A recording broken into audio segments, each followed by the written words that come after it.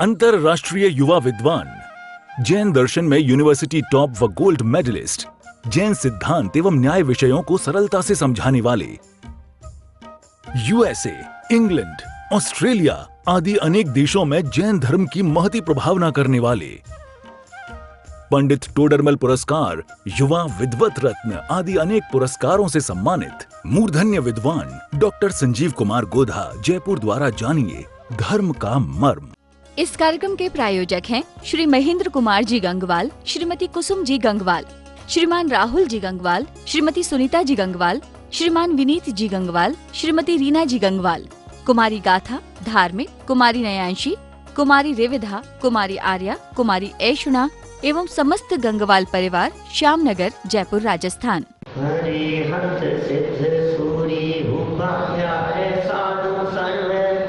अर्थ के प्रकाशी मांगलिक उपकारी है, तिनको स्वरूप जान रागते भरी जो भक्ति, काय को नवाई स्तुति हो जाई है। धन्य धन्य तिने से काज सब आज भये, कर जोड़े बार बार वंदना हमारी है। मंगल कल्याण सुख सो हम चाहते हैं, ओ मेरी ऐसी दशा जैसी तुम्हारी है, ओ मेरी ऐसी दशा जैसी तुम्हारी है, ओ मेरी ऐसी दशा जैसी तुम्हारी है। क्षत्र चूड़ामणि नामक ये ग्रंथ यहाँ चल रहा है और इस संबंध में दुर्लभता के संदर्भ में बतला रहे थे।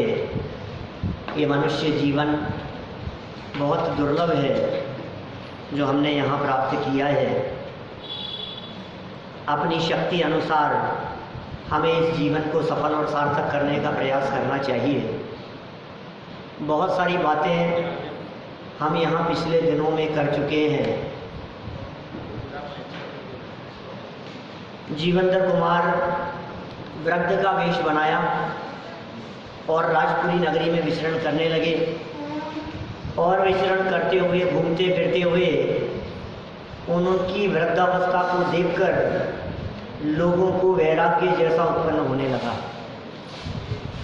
वास्तव में संसार, शरीर और भोगों की स्थिति भी इसी प्रकार की है, जिसे देखकर वैराग्य ना हो ऐसा हो नहीं सकता। उमा स्वामी आचार्य तत्वार्थ सूत्र महाशास्त्र में कहते हैं, ये यदि वैराग्य नहीं हो तो उसमें आश्चर्य है। जगत काय स्वभाव हुआ संवेग वैराग्यार्थम, ऐसा सूत्र है भैया। जगत काय स्वभाव हुआ संवेग वैराग्यार्थम। इस जगत के स्वरूप का विचार करें और वैराग्य नहीं हो, ऐसा कैसे हो सकता है? शरीर के स्वरूप का विचार करता कहाँ है? अज्ञानी जो करता उसको तो शरीर के स्वरूप का विचार करे, शरीर की अशुचिता का विचार करे, देह की अपवित्रता का विचार करे, देह की मलिनता का विचार करे और इसे वैराग्य नहीं हो, ऐसा कैसे हो सकता है? इसने तीन काम नहीं किए। जिस जीव ने अपने जीवन में तीन काम नहीं किए, उस जीव को दुखी होने से कोई बचा नहीं सकता। तीन बातें कही थी। नंबर 1, शास्त्रों का स्वाध्याय। क्या? जिसने शास्त्र का स्वाध्याय नहीं किया, अब बनने वाली प्रतिकूल परिस्थिति में वो करेगा क्या? तू शास्त्र स्वाध्याय कर, एक ही शरण है, जिनवाणी के अलावा दूसरा कोई शरण नहीं है। दुनिया में कहीं चले जाओ, डॉक्टरों की शरण में चले जाओ, हाथ पांव जोड़ते रहो, डॉक्टर साहब बचा लो बचा लो बचा लो। वो कहता है साहब ऊपर वाले पे भरोसा रखो, मैं क्या करूं? अब इसे दवा की नहीं दुआ की जरूरत है, ऐसा कहते हैं लोग। लेकिन हम आपसे पूछते हैं, क्या दुआ से काम चल जाएगा? क्या दुआ से वो बच जाएगा? भगवान से दुआ मांगने से अब क्या मौत नहीं आएगी? ऐसा नहीं होता है, ऐसा संभव नहीं है। मृत्यु को जीत पाना संभव नहीं है। लेकिन मृत्यु के भय को जीत लेना ये जिनवाणी के आधार से संभव है। मृत्यु भी महोत्सव बन जाती है ज्ञानियों के लिए। तो शास्त्र का आधार नंबर 1, कि साहब पढ़ नहीं पा रहे हैं, कोई बात नहीं, समागम करो। हमें पढ़ना नहीं आता साहब, हमसे पढ़ा नहीं जाता, लैंग्वेज की प्रॉब्लम है, या फ्लुएंटली हम पढ़ नहीं पाते हैं, या आंखों में परेशानी है, पढ़ने में दिक्कत है, मेरे समागम कर साधर्मियों का। ये साधर्मी आपके जीवन में सुख शांति प्रकट करने में या बनी रहने में, कायम रहने में बहुत बड़ा रोल अदा करते हैं। स्वाधर्मी का जो वात्सल्य होता है उसमें स्वार्थ नहीं होता, निस्वार्थ है। धर्मी सौ गोवच्च प्रीति सम, ऐसा छेड़ाला में लिखा है, तीसरी ढाल में आएगी चर्चा। धर्मी के प्रति गौ गाय के बछड़े के समान प्रीति होती है। आपके प्रति प्रीति हमारी किस वजह से है? मतलब आपसे हमारा कोई फैमिली रिलेशन नहीं है, किसी तरह का कोई पारिवारिक संबंध नहीं है, आपसे हमारे बिजनेस का कुछ लेन देन नहीं है, आपसे हमारे को कुछ प्रॉफिट हो जाए इस तरह की कोई बात नहीं है। आप डॉक्टर हो, वकील हो, इंजीनियर हो, आप किसी भी प्रोफेशन में हो, आपसे हमारा कोई स्वार्थ सधेगा ऐसा कुछ नहीं है। फिर किस बात की प्रीति है दीपेश जी? आप हमारे क्या काम आएंगे ये बतलाइए। कोई हमारे क्लाइंट हैं, हमसे कोई 2 पैसे कमाएंगे, आप कमाएंगे कि आपसे हम कमाएंगे? कुछ मतलब नहीं। आप और हम में से कोई डॉक्टर, वकील, इंजीनियर नहीं है जो एक दूसरे का कोई सहयोग करेंगे किसी जगह पर। तो फिर किस बात की प्रीति है? क्या काम आएगा कोई साधर्मी? कि आपके बिगड़ते हुए परिणामों को संभालने में काम आएगा। यदि परिणाम बिगड़ रहे हो, अवस्था खराब हो जाने पर, तो कौन काम आएगा बतलाओ? डॉक्टर तो दवा देकर के फ्री हो गए, लेकिन परिणाम नहीं संभल रहे हैं, भाव बिगड़ रहे हैं, मन नहीं लग रहा है, उपयोग नहीं लग रहा है। ऐसी स्थिति में कौन संभाले? कि ज्ञानी साधर्मी व्यक्ति द्वारा कहे गए तत्वज्ञान के 2 शब्द, 2 वाक्य वो बहुत बड़ा काम करेंगे। विदाई की वेला में दिया है, माने कितना बड़ा काम होगा। मन शांत रहना चाहिए ना। चंदन के छंद में एक बहुत सुंदर बात लिखी दादा ने, तन को तो शांत किया इसने, मन को न मगर आराम दिया। ये चंदन ने क्या काम किया? शीतलता दिलाता है ना चंदन। संसार ताप विनाशनाय चंदनम निर्वपामीति। तो चंदन शीतलता करे, ये चंदन शीतलता करने वाला है। किसको शीतल करेगा बोलो? मन को के तन को? ऊपर से चंदन का लेप कर लिया तो तन तो शीतल हो गया, मन का क्या होगा?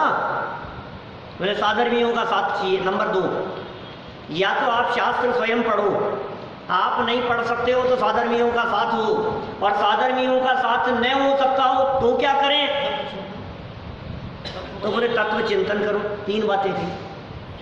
और यदि ये 3 काम नहीं हो सकते तो फिर कौन समझाएगा? अब मरे तुझे तो बुढ़ापा ही समझाएगा। अंत समय आएगा तो बुढ़ापा तुझे अपने आप समझा देगा।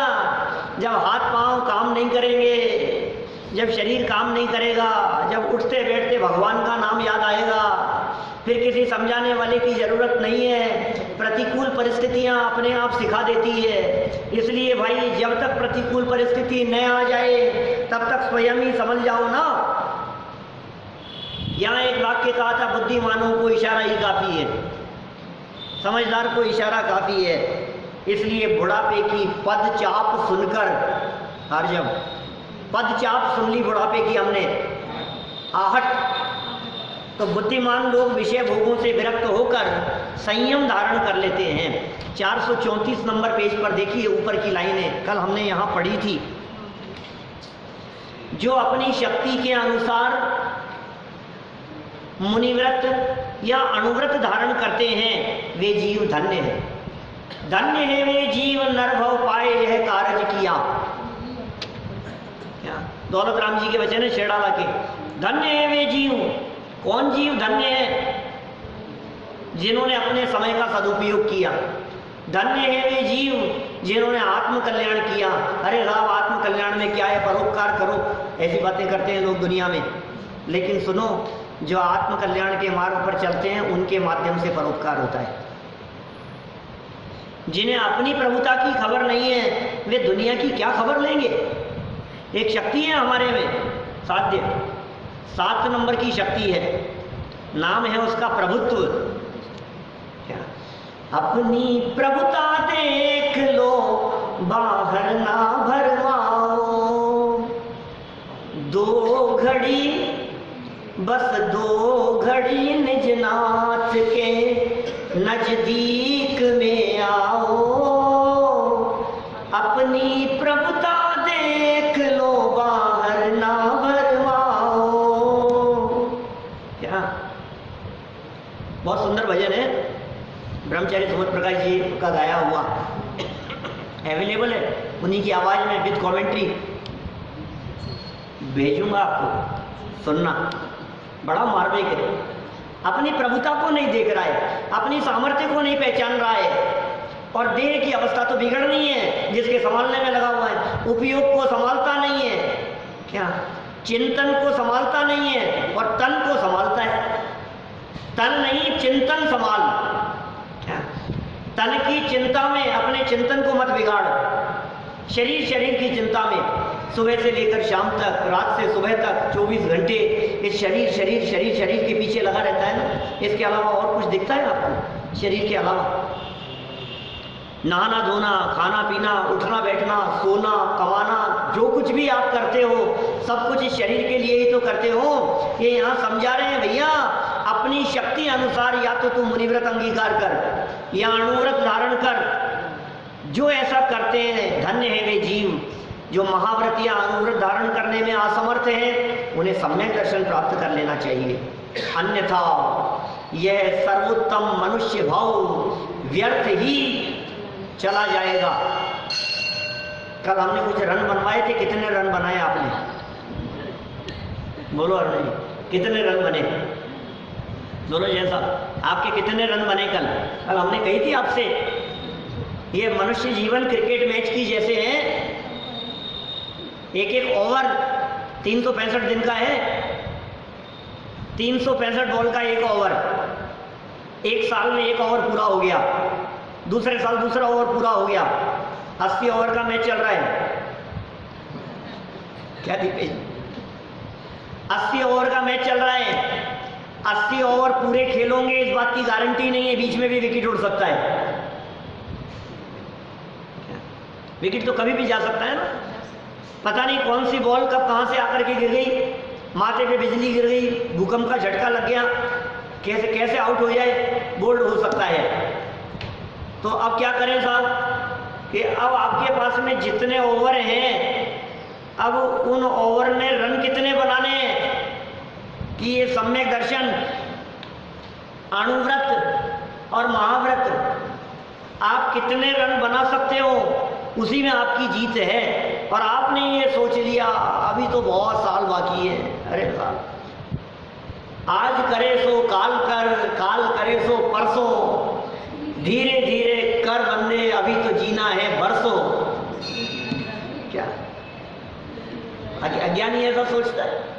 अभी से ही क्या है, अभी तो कर लेंगे, अभी तो कर लेंगे।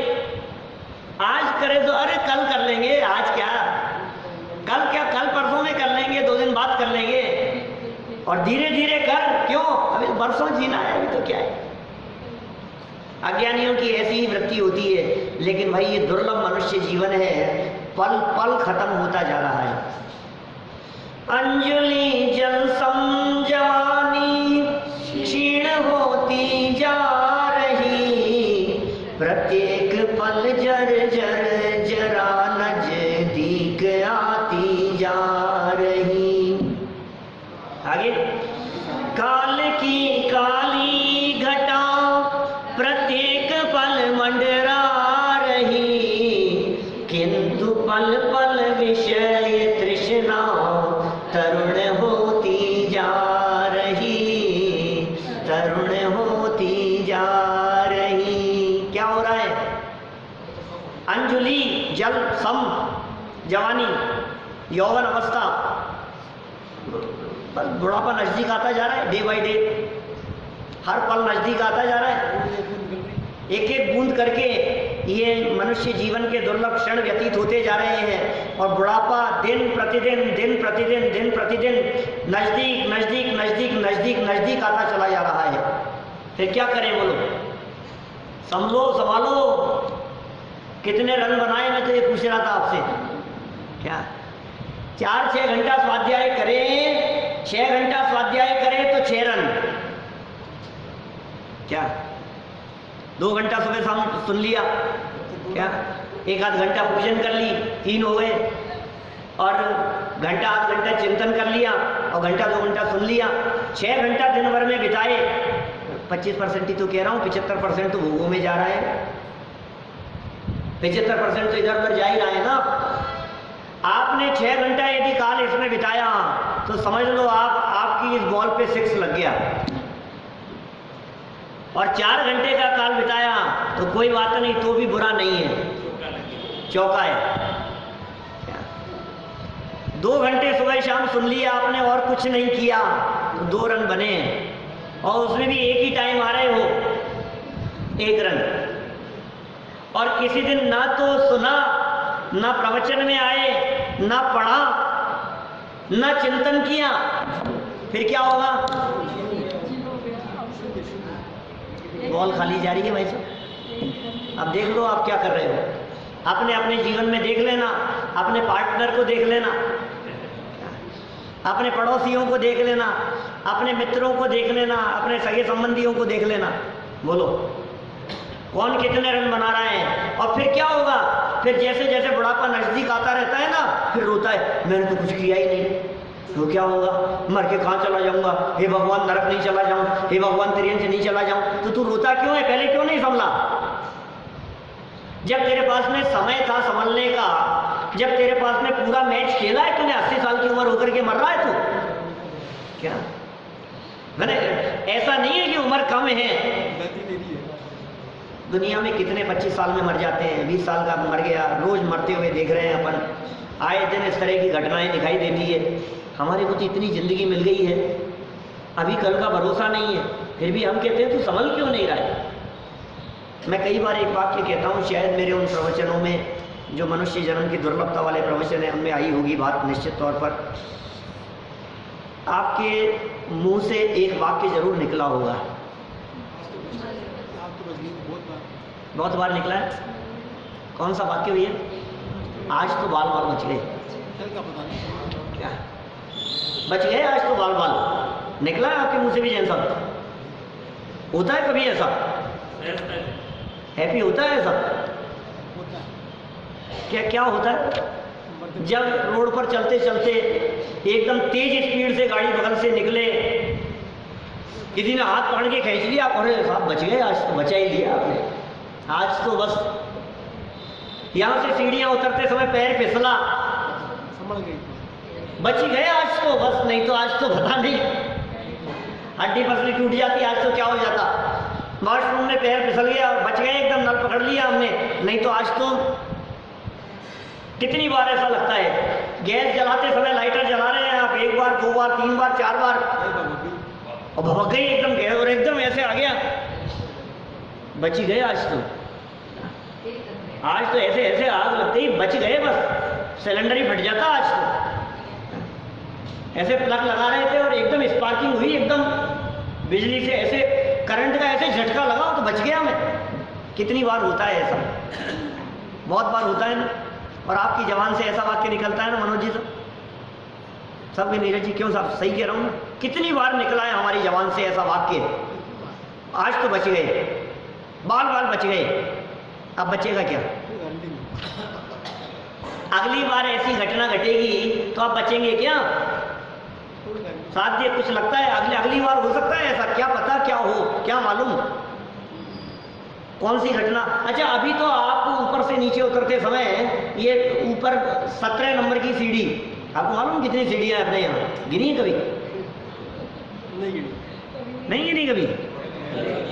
ये 17 नंबर की सीढ़ी पर आपका पैर था और फिसल गया, और फिसल करके एकदम 13-14 नंबर की सीढ़ी पर जाकर के समझ गए। और एकदम आपकी धड़कन नहीं रुक रही है और आप कह रहे हैं कि भाई साहब आज तो बाल बाल बच गए, बच ही गए आज तो। अब मैं ये कह रहा हूँ कि जो 12-13 नंबर की सीढ़ी पर आप पहुँच करके बच गए, आप पूरी सीढ़ियाँ उतर लेंगे, बीच में नहीं फिसलेंगे ना। आप तो हो सकता है 2 सीढ़ी और उतरने के बाद फिर फिसल जाए। 15 सेकंड पहले तो तुमने बोला है कि बच गए क्या, और 10-15-20 सेकंड बाद में अब फिसल गए, तो अब उसकी क्या गारंटी है कि 15-20 सेकंड बाद में, 5 दिन बाद में, 15 दिन बाद में दोबारा ऐसी घटना नहीं घटेगी। ये जो बच गए इसका बेनिफिट क्या उठाया आपने, बोलो। वो खेल रहा है ना प्लेयर क्या, और बहुत सिंपल सा कैच सामने वाले ने पकड़ा नहीं, तो ये क्या सोचता है, भाई साहब बच ही गए क्या। वो प्लेयर जो खेल रहा है उसने शॉट मारा बहुत तेजी से क्या, और गलत मार दिया था उसने, और सामने वाले से बच गया, तो आप क्या सोचता है, बच गया। तो आप क्या करना है, बोल। ऐसा बॉलर है सामने जो बॉल फेंक रहा है, और वो ऐसी स्पिन होती है बॉल कि बस वो तो बच गया भाई साहब, इतना सा। 3 तरफ से कैमरे से देखा गया कि वो टच नहीं हुई बॉल, कितनी बार देखा गया, बच गया, बाल बाल बच गया। अब क्या करना चाहिए तुझे, अब क्या सोचता है, अब सावधानी से खेलना है क्या। मैं सावधानी से नहीं खेलूंगा तो विकेट उड़ जाएगा। हम यही तो कह रहे हैं, तुम सावधानी से नहीं चलोगे तो विकेट उड़ जाएगा, तुम सावधानी से रोड क्रॉस नहीं करोगे तो विकेट उड़ जाएगा, तुम सावधानी से गाड़ी नहीं चलाओगे, बाइक नहीं चलाओगे तो विकेट उड़ जाएगा। यही तो कह रहे हैं हम। थोड़ी सी असावधानी में विकेट उड़ जाता है। अब लेकिन बच गया, अभी तो बच गया, तो अब बच गया तो रन बना ले। ये बचा किस लिए है, ये तो बता, बचा किस लिए, इस बचने की उपयोगिता क्या हुई। और अब भी यदि तू नहीं बनाए तो फिर क्या होगा। अब सुन ले फिर कौन सुनाए, दुर्लभ ये जनवाणी, अरे उड़ चला हंस सैलानी। मंगत राज जी की 12 भावनाओं की पंक्तियां हैं। अब सुन ले फिर कौन सुनाए, ये सुनने का अवसर नहीं मिलेगा, ये मौका नहीं मिलेगा। ये सर्वोत्तम मनुष्य जीवन है। कल द्रव्य क्षेत्र काल के आधार पे बतलाया था ना, मेरे से प्रश्न किया, क्यों भाव तो बताया ही नहीं आपने। बताया तो था लेकिन भाव बोला नहीं मैं। कोई बात नहीं, दोबारा क्या द्रव्य की दृष्टि से देखो तो कितने दुर्लभ है। द्रव्य माने संख्या, मनुष्यों की संख्या सबसे कम है क्या, सबसे कम संख्या है मनुष्यों की। और सुनो, जो संख्या जितनी कम होती है ना, ये बात समझ लेना, वो उतना ज्यादा वैल्यूएबल है। मैं आपसे एक बात पूछता हूं, सब्जियां की कीमत ज्यादा है कि डायमंड की कीमत ज्यादा है। वाह, ये क्या प्रश्न पूछते पागल जैसा।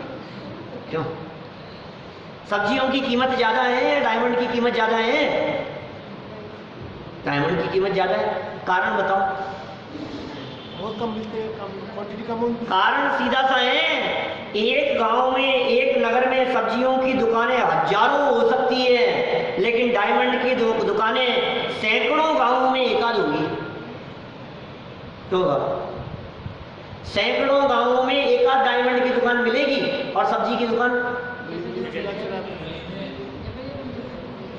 एक गांव में सैकड़ों हजारों होगी। बोलो, जो चीज जितनी आसानी से मिल जाए उसकी कीमत उतनी कम, जो चीज जितनी दुर्लभता से मिले उसकी कीमत ज्यादा।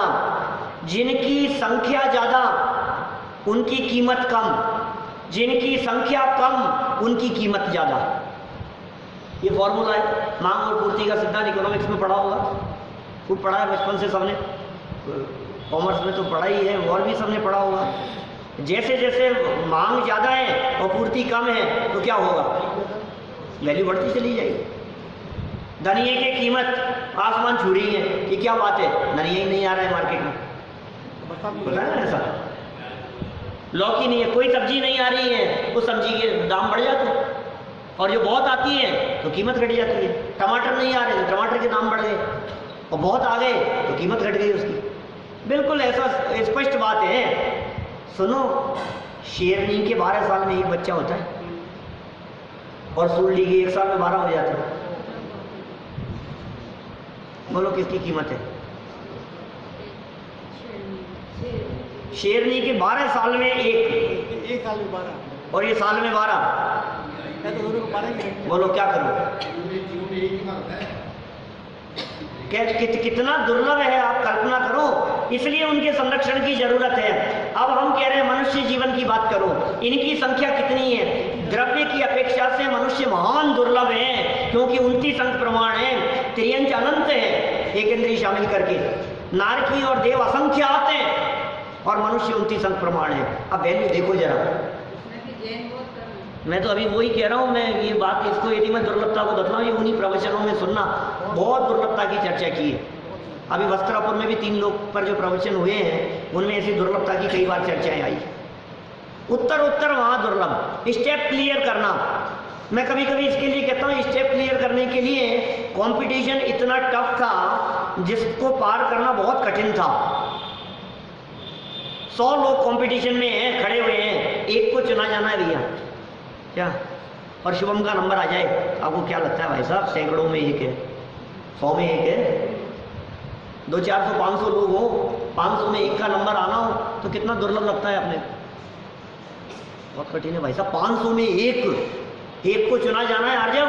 अब इतने लोगों में अब कहाँ अपना नंबर? बहुत से लोग तो पहले ही घुटने टेक देते हैं, अरे यार तो भाई साहब 500 लोग हैं, अपना कहाँ नंबर आएगा? और 500 में एक नंबर आए तो क्या होगा बोलो? अरे तुरंत नंबर आते ही फेसबुक पे, व्हाट्सएप पे।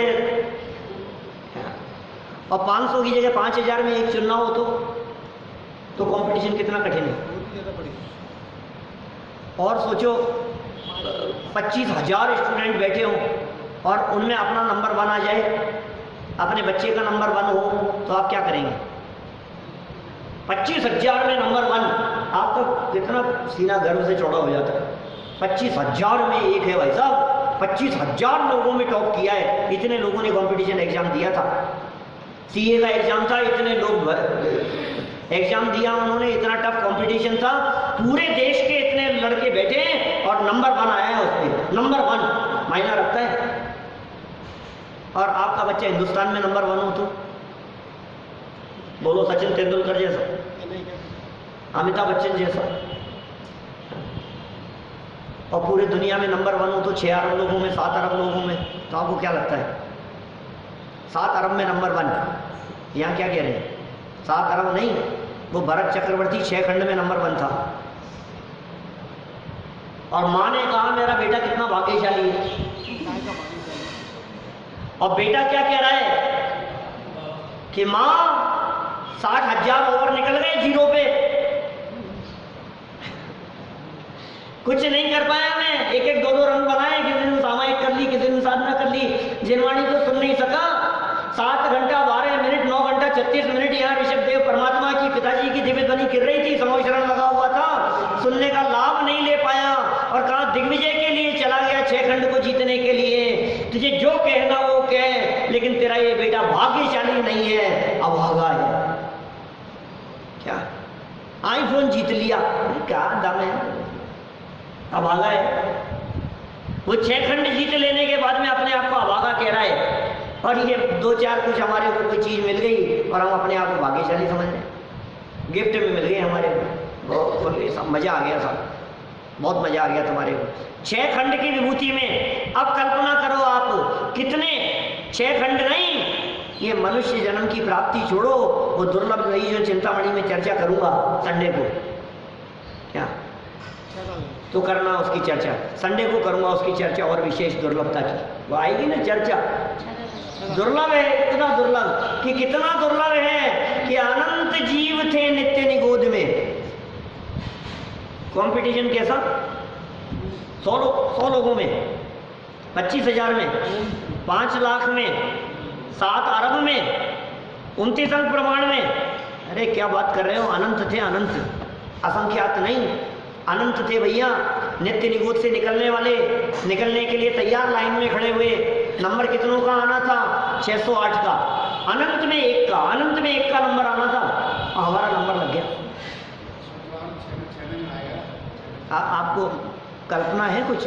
हमारा कहाँ नंबर लग गया है? अनंत में से 1 का सिलेक्शन होना था नित्य निगोद से निकलने के लिए, और हम कितने भाग्यशाली थे कि वहां हमारा सिलेक्शन हो गया। ऊपर चढ़ो एक इंद्री से दो इंद्री, तीन इंद्री, चार इंद्री, पंचेंद्रिय, त्रियंच नहीं, नारकी नहीं, देव नहीं, ये मनुष्य जीवन की प्राप्ति हुई। ये कितनी कितनी महान दुर्लभ है, आप इसकी कल्पना करके देखो हम कहाँ आकर के खड़े हैं।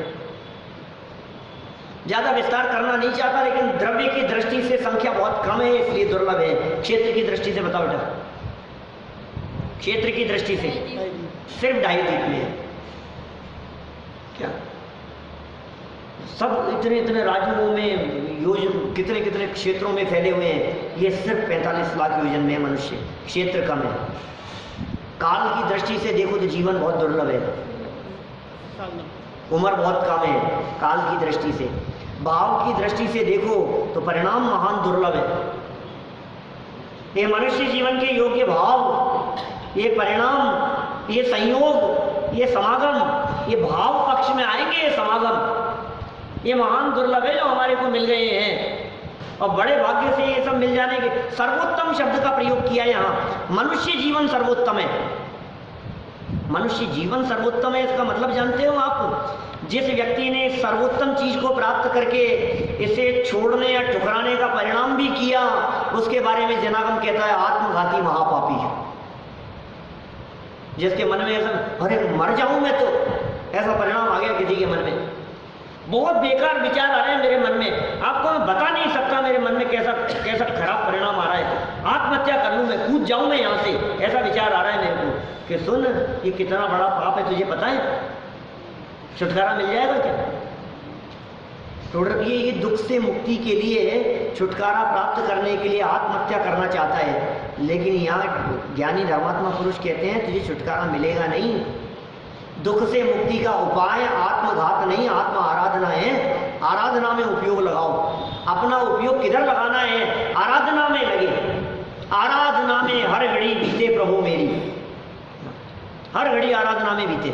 कहाँ जा रहा है समय? एक एक पल निकले जा रहा है। आपने कभी विचार किया? करते होंगे कभी कभी। कितने साल के हो गए जन सब? 66। 66 कैसे बीते आपके? कैसे इतने बड़े हुए हैं? पता ही नहीं लगता है। कैसा लगता है? कब इतने साल के हो गए भैया? 50 कब निकल गए बोलो? 50 ओवर हुए ना? है पता ही नहीं लगता है समय। सब अपनी अपनी लाइफ में, पास्ट लाइफ के ऊपर एक बार निगाह डाल करके देखो, आप क्या फील कर रहे हैं? बोलो अंकल, 70 हो गए, कैसा लगता है? ये कैसे निकल गए? ये 70 साल कैसे निकल गए? ये 35 साल, 45 साल, 50 साल कैसे निकल गए? ऐसा लगता है यार ऐसे पूरे हो गए, कैसे इतने बड़े हो गए, पता ही नहीं लगता है। कि सुनो, जिस तरह से पलक झपकते ही, जिस तरह से आपकी बीती जिंदगी पूरी हो गई है, अब आगे नियम से इतनी बाकी नहीं बची है। बोलो कौन कौन गारंटी दे सकता है जितनी बीत गई है उतनी और है?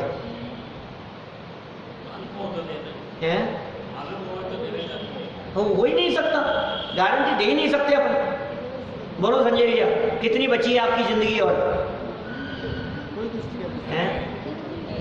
जितनी बीत गई उतनी तो और नहीं बची है। क्यों?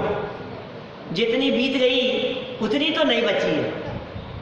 अब जितना समय बचा है उसको सही ढंग से अपना काल बिता ले, कुछ आत्मकल्याण कर ले भैया, नहीं तो क्या होगा बतलाओ? निकले जा रहा है समय। जो कही ना अंजुलि जल सम जवानी, ये वृद्धावस्था का स्वरूप चित्रण यहाँ किया। ये मनुष्य जीवन व्यर्थ चला जाएगा और फिर काल अनंत, अरे दुख का घन छाएगा। फिर त्रियंचों के दुखों का वर्णन, नारकियों के दुखों का वर्णन, देवगति के दुखों का वर्णन है। पढ़ा है कभी छेड़ाला में? पढ़ा है ना क्या स्थिति है? उन दुखों को देखते हैं तो ऐसे ऐसे दुख हैं, यहाँ से निकल करके त्रियंच में चले जाओ, कैसे दुख है तुम्हें पता है? कीलें ठोक दी जाती है, नाक में ऐसे रस्सी डाल दी जाती है। घोड़े होते हैं ना, कभी देखो यहाँ घाट गेट की तरफ इधर खड़े रहते हैं। कभी पहले तांगे वगैरह चलते थे यहाँ बड़ी चौपड़ पर, आप लोगों को ध्यान हो तो उसको पैर उसका उठा करके और वो नाल ठोकते थे घोड़े के पैर में नीचे, लोहे की। वो कैसे ठोकते थे कि वो लोहे की नाल लगाई है उसमें और कील ठोकते हैं, कीलें ठोकते हैं पैर में। ऐसे बैलों वगैरह के इनके ऐसे नाक में से रस्सी छेद करके ऐसे रस्सी निकाल देते हैं उनके। इस कार्यक्रम के प्रायोजक हैं श्री महेंद्र कुमार जी गंगवाल, श्रीमती कुसुम जी गंगवाल, श्रीमान राहुल जी गंगवाल, श्रीमती सुनीता जी गंगवाल, श्रीमान विनीत जी गंगवाल, श्रीमती रीना जी गंगवाल, कुमारी गाथा, धार्मिक, कुमारी नयांशी, कुमारी रेविधा, कुमारी आर्या, कुमारी ऐशुना एवं समस्त गंगवाल परिवार, श्यामनगर, जयपुर, राजस्थान।